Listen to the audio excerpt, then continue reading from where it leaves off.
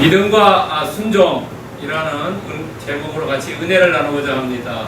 갈라디아서 1장 11절부터 17절 말씀입니다. 여러분, 오늘 같이 여러분과 제가 읽은 그 공독한 내용 중에 믿음과 순종이라는 것을 찾아낼 수가 있어야 합니다. 우리가 믿음과 순종, 이거 상당히 중요한 말입니다. 또 신앙생활할 때 이것처럼 중요한 것이 없습니다. 우리가 세상에 이렇게 보더라도 특별히 하늘에 나타나는 새를 보면은 두 개의 날개가 있죠.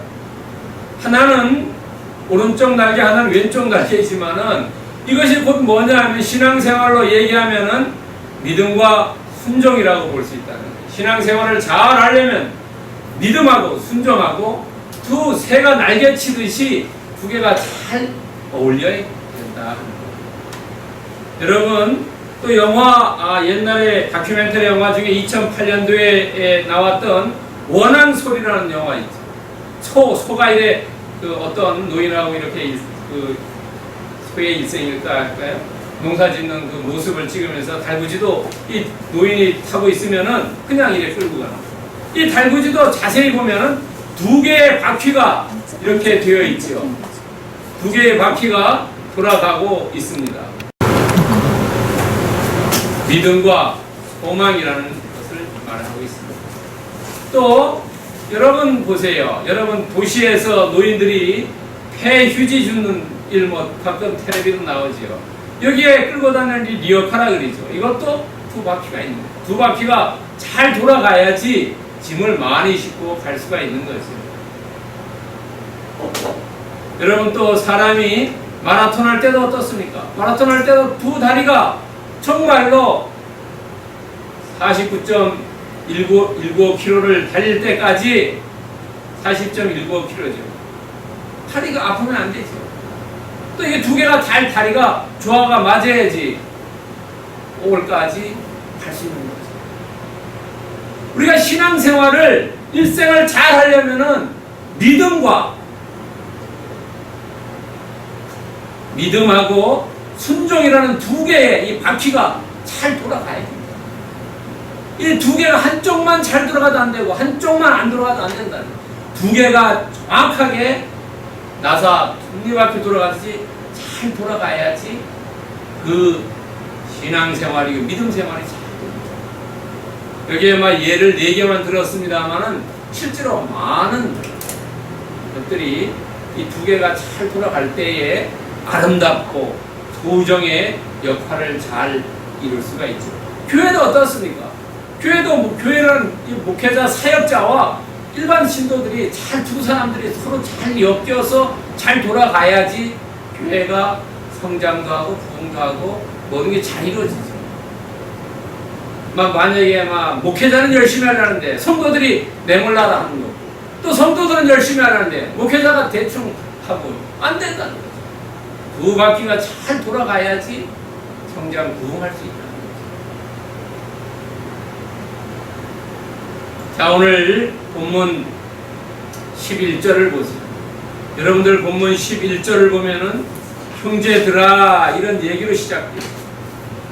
내가 너에게 알게 하노니 내가 전한 복음은 사람의 뜻을 따라 된 것이 아니니라 라고 얘기하죠. 형제들아 라고 얘기합니다. 형제들, 누구를 얘기합니까? 형제들이라는 것은 갈라디아 사람들을 얘기합니다. 지금 갈라디아 사람들이 다른 거짓 선자가 가지고 이 사람들 데려갔어요. 그러니까 그 사람들에 대해서 형제들아 라고 사도 바울이 얘기합니다.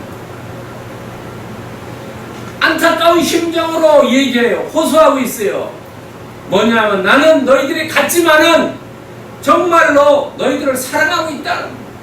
너와 우리는 예수 그리스도를 하나로 묶여 있다라는 것을 얘기합니다. 형제들아 라고 얘기합니다.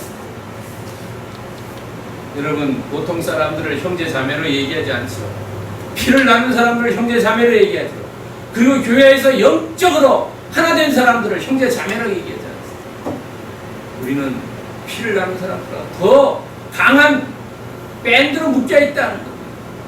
사도 바울이 그렇게 얘기하고 있어요. 사랑의 확인을. 너희들이 떠나갔지만 나는 너희들이 떠나갔다고 생각지 않고 나는 너희들이 역시 예수 그리스도의 안에 묶여있다라고 생각합니다. 두 번째는 안타까운 호소를 하는데 과거를 회상을 해요. 과거 회상하는 것은 어디 있냐면 사도행전 14장 12와 13절에 나와요. 이 사도 바울이 이 갈라디아 지방을 여행하면서 이 당시에 사람들에게 루스트라에서 고쳐줬어요, 질병을. 그러니까 이 사람들이 쫓아와가지고 뭐라 했냐면은 이 바나바와 그때 바울이 같이 갔어요. 바나바는 제우스라 그리고 바울은 히메네라 그래요.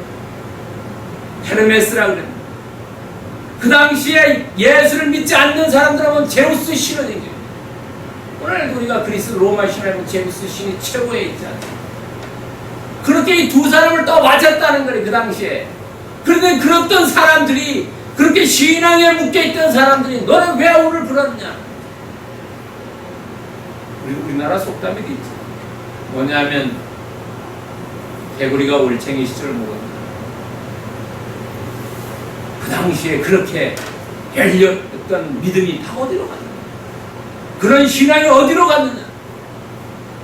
우리는 과거에 중요한 게 아니라 현재가 중요하고 미래가 중요하지.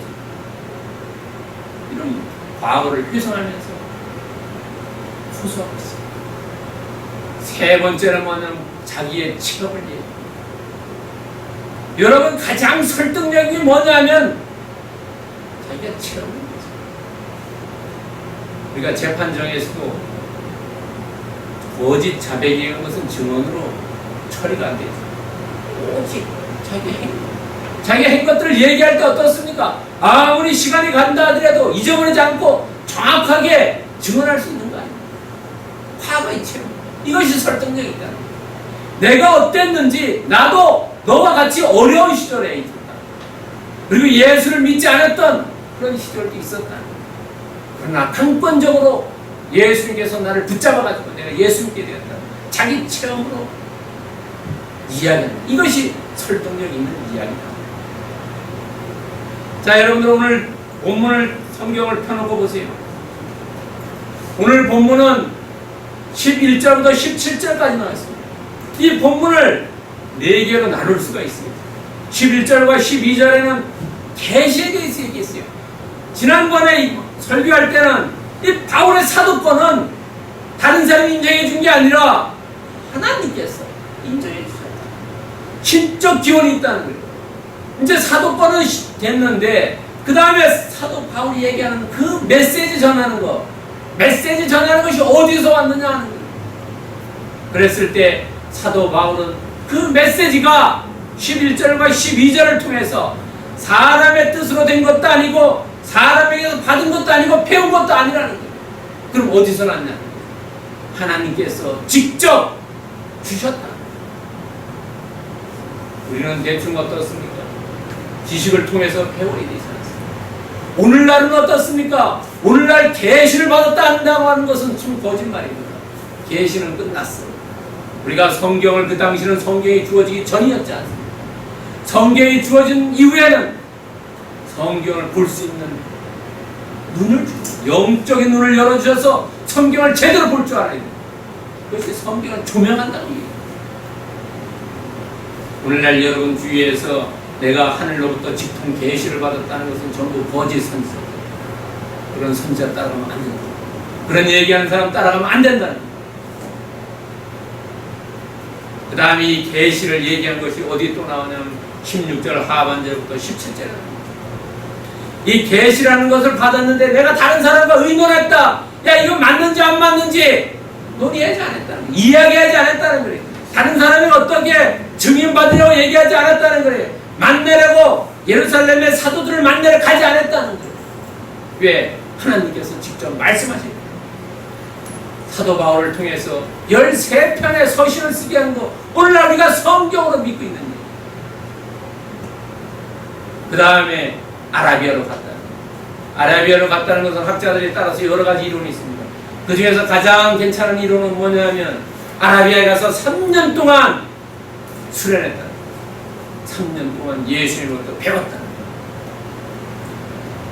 사도 바울은 다른 사람으로부터 배운 게 아니라 다른 사람도 받은 것도 아니라는 거예요. 다른 사람부터 논의하지도 않았다는 거예요. 다른 사람도 인정받지도 않았다는 거예요.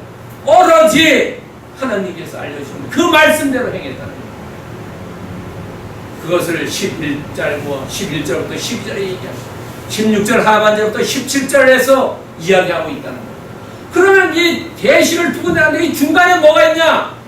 중간에가 정말로 사도 바울이 하고자 하는 말씀이 있다는 거죠. 어떤 말씀이냐? 13절에서 14절에 보세요. 회심 전에 얘기해요. 회심 전에 내가 예수 그리스도를 믿기 전에 어땠냐는지 거기에 세 가지를 얘기해요. 유대교회에 있을 때 박해하며 멸하고 전통에 대하여 더욱 열심히 한다. 세 가지를 얘기해요. 유대교회에 있을 때 내가 그 다음에 크리스찬들을 박해했고 멸하려고 했다. 멸하려고 해서 없애버리려 했다. 진멸하려고 했다. 그 다음에 나는 전통에 대해서 열심히 했다. 열심히 전통을 지키려고 했다. 세 가지. 회심하기 전에. 그 다음에 회심한 이후에는 달라졌다는 거죠. 뭐냐 하면 15절과 16절 상반절에 얘기했어요. 하나님께서 나를 택정했고 부르셨고 이방을 전하기 위해서 세웠다. 세 가지를 얘기하고 있지 않습니까? 부르심과 택정과 부르심이 택정했다는 걸 옛날에는 믿지 않았다는 거죠. 언제? 태에서부터 택정했어요. 사도 바울은 몇 세에 만났다고 그랬어요? 다메섹 도상이 대충 35살 정도로 했죠. 예수를 믿기 시작했기 35살. 물론 연도는 정확하지 않을 수 있어요. 사람마다 다를 수 있는 거예요. 그러나 대충 그 나이에 플러스 마이너스 알파가 있어요. 그러니까 하나님께서 택정했고 그 다음에 부르셨다는 거죠. 택정인 건 어땠습니까? 믿는 거죠. 부르심은 어떻습니까? 순종하는 거죠. 믿음과 순종입니다. 그리고 그것을 행하는 이방 사람입니다. 그렇다면 회심 전과 회심 후에 큰 사건이 있는데 어떤 사건을 통해서 이 사람들이 이 사람이 아니라 사도 바울이 이렇게 바뀌어졌느냐? 그 사건이 있는데 어떤 사건이? 다메섹 사건. 우리가 여러분들 그렇죠. 어떤 라인을 가다가 어떤 서 있다가 이 사람이 뒤돌아가든지 좌로 가든지 우로 가든지 반드시 그거에 대해서 설명하지 않습니다. 설명하지 않습니다. 어떤 여러분 있지 않습니까? 연예인들이 나와가지고 결혼을 발표하는 거. 아니면 대변인이 나와가지고 발표하는 거. 왜? 지금까지 가던 우선이 바뀌어졌다는 거예요. 좌로나 우로나 아니면 뒤돌아갔다는 거죠. 직진할 때는 할 필요가 없는 거예요. 사도 바울은 어떤 사건이 있었냐는 거예요. 회심 전과 회심 후에. 우리가 잘 알다시피 다메섹 도상 사건. 다메섹 도상 사건은 너무너무 중요하기 때문에 사도행전에 무려 3번이나 언급됐어요. 3번이나. 보통 한 사건을 한 번밖에 언급하지 않죠. 3번 언급합니다. 이 3번 언급하는데 우리가 거의 비슷한 이야기가 나옵니다. 뭐냐 하면 이 3번 언급하는데 예수님께서 사도 바울에게 이야기하고 있습니다. 사울아 사울아 내가 어찌하여 나를 박해하느냐. 이 박해하단 말을 디오코라는 헬라어를 써요. 사울아 사울아 어찌하여 나를 박해하느냐. 이 디오코라는 말이 왜 중요하냐면 사도 바울이 하는 게 똑같다. 그 이야기를 하고 있어요. 그러니까 사도 바울이 뭐라 그러니까 주여 누구시나이까. 자기 이름을 2번씩이나 불렀어요. 2번씩 부를 때는 어떻습니까?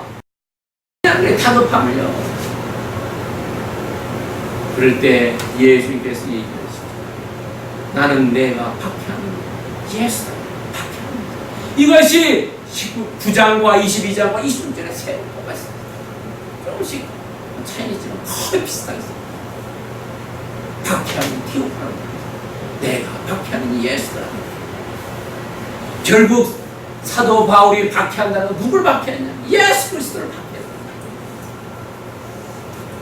왜냐하면 이것을 통해서 사도 바울은 인간적인 하나님과의 만남에 인격적인 체험이 있었다는 거죠. 여러분 대부분 교회를 다니다 교회를 다니지 않는 사람은 왜 안 다닙니까? 인간적인 인격적인 예수님과의 만남이 없기 때문에 교회를 안 다녀요. 머리로 알기 때문에 다른 사람과 손잡혀 끌려갔기 때문에 내가 정말로 예수 그리스도를 믿었다면 예수님을 봤다, 만남이 인격적으로 만남을 가졌다면은 이 사람이 어디에 있으나 교회를 나가. 한국에 있으나 미국에 있으나 제주에 있으나 서울에 있으나 상황이 좋든 나쁘든 어려움에 있든 기쁠 때 있든 나간다. 사도 바울은 인격적으로 만났다. 그러니까 만나니까 어땠습니까? 어려움에 처할 때 돌 맞으면서 도둑들한테 강도를 다 쫓겨다니면서도 예수 그리스도를 놓지 않고 예배를 드렸다. 오늘날 가나안 성도가 있죠. 그 사람들은 제가 보기에는 예수님을 인격적으로 만나지 않은 사람이에요. 그렇다면 이 가나안 성도 이런 사람들은 왜 그러냐? 자기 프라이드 때문에. 그러나 사도 바울은 그 당시에 높은 프라이드가 있었지만 다 내려놨다. 화신 내려놨다. 이 사람이 왜냐하면은 그 당시에 아주 최고로 유명한 가말리엘이라는 그 랍비한테 가서 공부했어요. 그 문화생이래요. 사도행전 22장 3절에 나와요. 랍비 가말리엘에게 공부했다. 그 다음에 빌립보서 3장 5절에 보면 율법은 바리새인이었다는 거예요. 율법을 잘 지켰다는 거예요. 그 다음에 히브리 중에 히브리라고 얘기해요. 나는 다른 사람들 히브리라니까 외식하는 사람이 아니라는 거예요. 여러분들 교회 다니면서도 가나안 성도는 외식하는 사람이래요. 그 사람들은 무늬만 크리스찬이라는 거죠. 히브리 중에 히브리입니다. 나는 그런 가식하는 사람이 아니고 외식하는 사람이 아니고 정말로 하나님 위해서 최선을 다하는 삶을 사는 사람이라고 얘기합니다. 그리고 사도행전 22장 28절에 보면 로마 시민권자. 오늘날로 말하면 미국의 시민권 얘기입니다. 전 세계 어디 가서 미국의 시민권 가진 사람은 적국에 있어도 가서 대통령이 되고 있지 않습니다. 이런 그 당시에 최고로 공부했고 사회적인 신분이고 인종적으로도 율법적으로도 최고인 사람, 이 사도 바울이 예수를 인격적으로 만났을 때 그 사람의 변화가 일어났다. 그것은 어떤 변화입니까? 하나님의 은혜로 이루어집니다.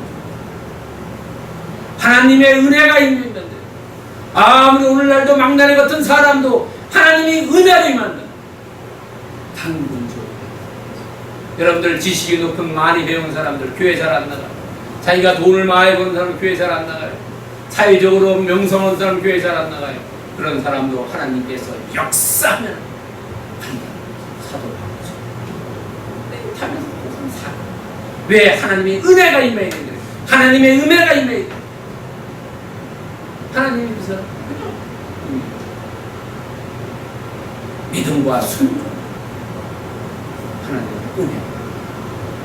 여러분 오늘날도 우리도 예수를 믿는 믿음과 순종이 내 뜻대로 되는 겁니다. 아니라는 거예요. 내 뜻대로 되면 교회 안 나오지요. 그러나 우리는 하나님께서 믿음과 순종의 은혜를 주셨다. 예수를 믿는 은혜를 주셨고 예수님 성경 말씀을 추종하려는 은혜를 주셨다는 거예요. 안 그렇습니까? 아멘입니까? 어떻습니까? 아멘.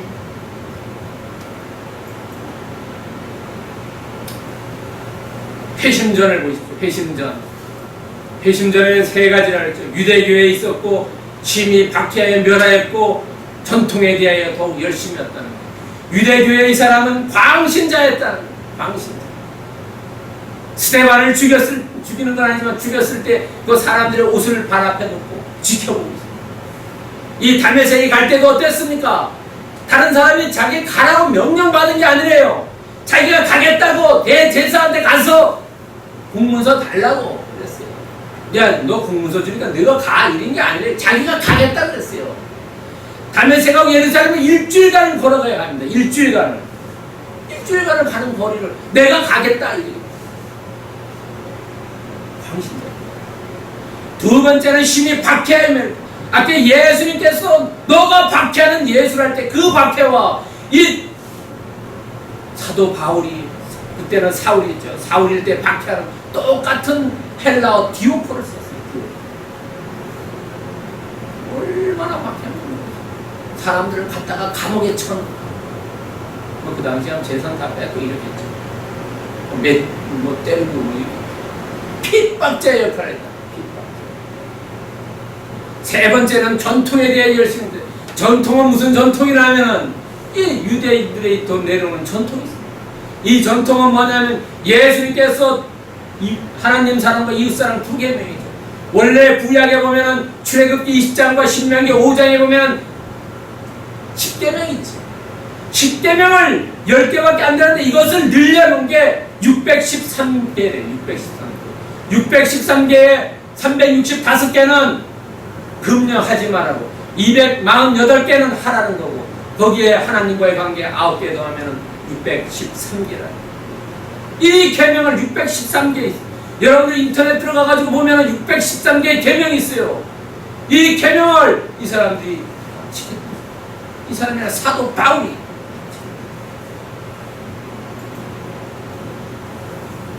그러나 이 사도 바울이 다 지켰는데 왜 그러면은 예수님을 박해하고 예수 믿는 사람을 박해했느냐는 거죠. 왜 박해했겠습니까? 여기에 비밀이 있다는 거죠. 무슨 비밀이냐면 신명기 21장 22절과 23절에 나왔다는 거예요.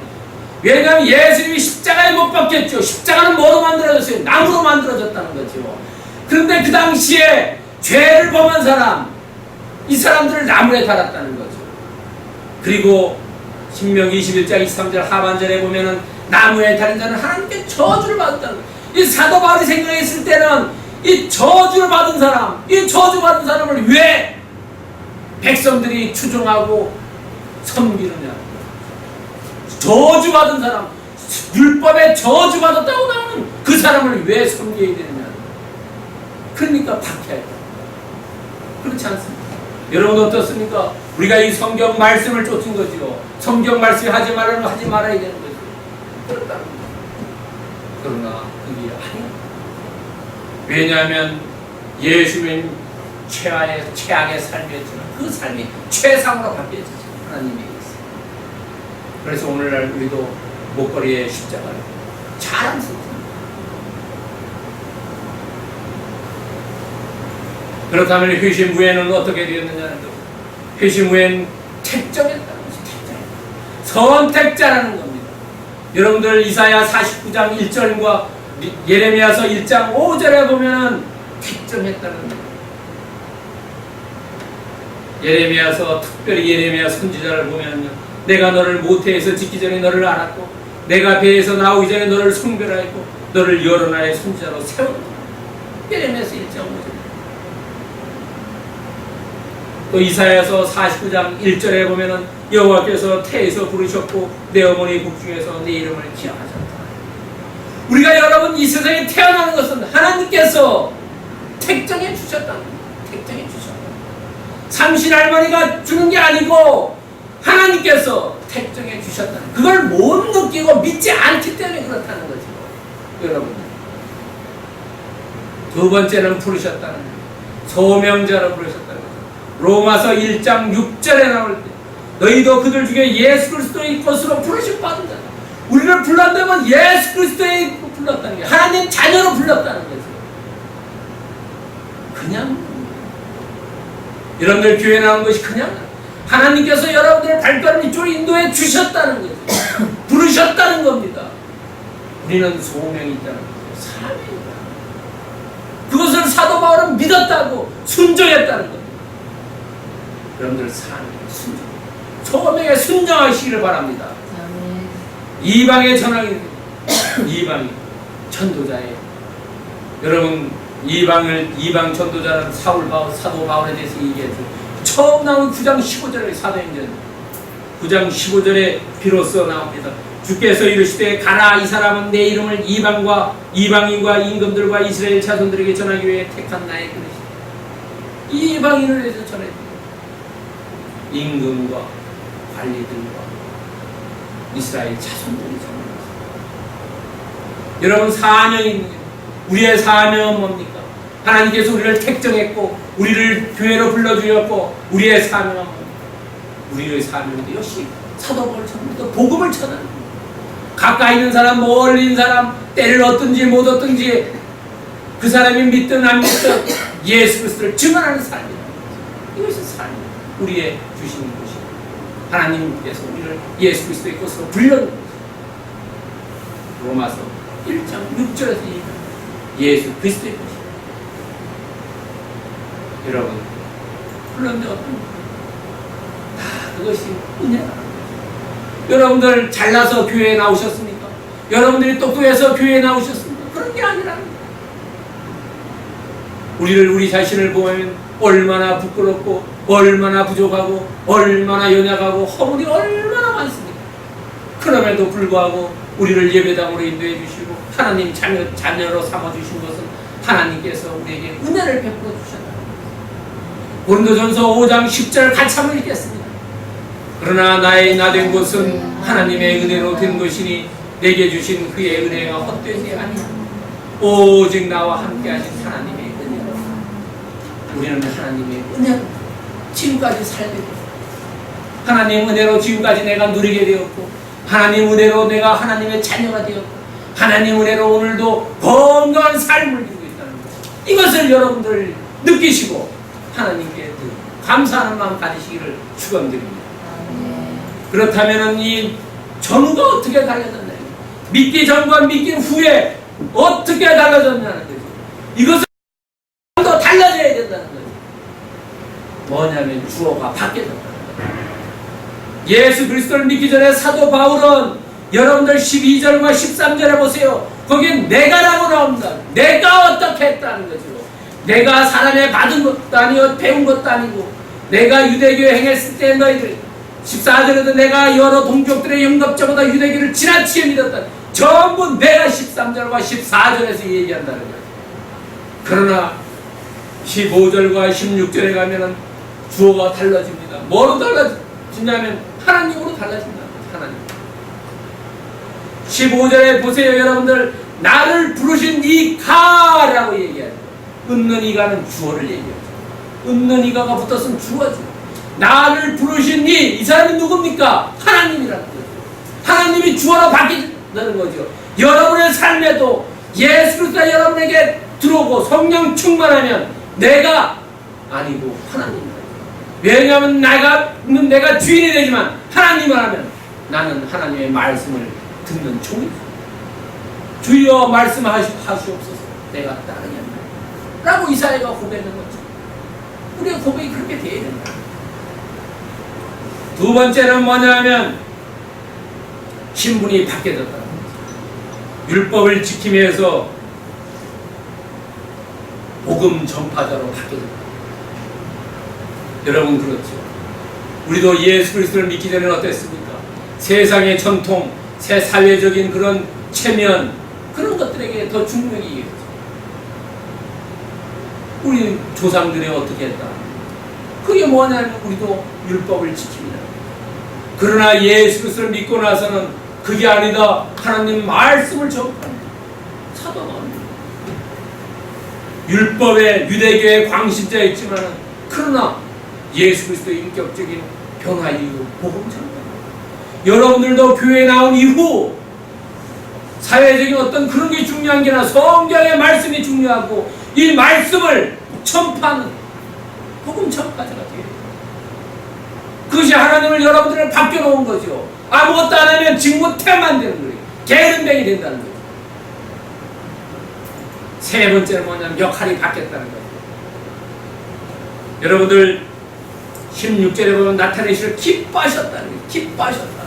하나님이 가장 기뻐하고 예수님이 가장 기뻐하는 건 복음 전도라는 거죠. 옛날에 박해했을 때 어떻게 했어요? 박해했을 때는 얘기가 없어요. 얘기가 없다는 것은 슬픔이지. 우리나라 말에는 반대가 반대를 얘기해야 되잖아. 서양 같은 데 가서 사람들이랑 이렇게 하다 보면 다 얘기 안 하면 긍정이 아니라 부정이에요. 우리나라 사람들이 일본이나 미국 같은 데 가서 하다 보면 실수하는 게 많아요. 저 사람이 뭐 어디 밥 먹으러 가자는데 대답이 없으니까 긍정으로 가는 줄 알아. 아니다. 간다면 간다고 얘기해. 그러나 얘기가 없으면 부정이에요. 반대를 얘기합니다. 여기에서 지금 사도 바울에게 나타내실 기뻐하실 때 뭐는 역할이 너가 복음을 전할 때는 내가 기뻐했다. 그러나 나를 나의 백성들을 핍박할 때는 내가 슬프다. 아무에게서 슬퍼해. 여러분이나 저나 예수 그리스도를 믿고 우리가 새로운 것을, 우리가 고린도후서 5장 17절에 보면 누구든지 예수 그리스도 안에서 새로운 피조물, 이것은 지난 불화가 새것이 되었다는데 왜 하나님께서 우리를 예수 그리스도 안에 묶어놓고 새롭게 만들었습니까? 그것은 뭐냐면 오늘 여기에 나오는 사도 바울이 바뀌어진 것 같이 우리의 모습도 바뀌어지기를 요구한다는 거죠. 하나님의 종으로서, 복음 전파자로서 하나님이 기뻐하시는 일을 하기 위해서 우리가 바뀌어지기를 요구합니다. 여러분, 바뀌어지지 않았으면 우리는 아직도 회심 전이고, 우리가 이렇게 사도 바울처럼 나의 모습이 바뀌어졌으면 우리는 회심을 했다는 증거는, 회개했다는 증거고, 예수 그리스도의 제자라는 증거고, 하나님의 종이라는 증거라는 거예요. 여러분의 모습은 어떻습니까? 나는 오늘 예배에 나온 분들이 모두 다 하나님의 종이고 복음의 전파자고 하나님이 기뻐하시는 일을 하기를 예수 그리스도의 이름으로 축원드립니다. 기도하겠습니다. 사랑의 하나님 감사합니다. 하나님 아버지, 오늘 또 귀한 말씀을 통해서 우리의 심령을 깨닫게 해주시고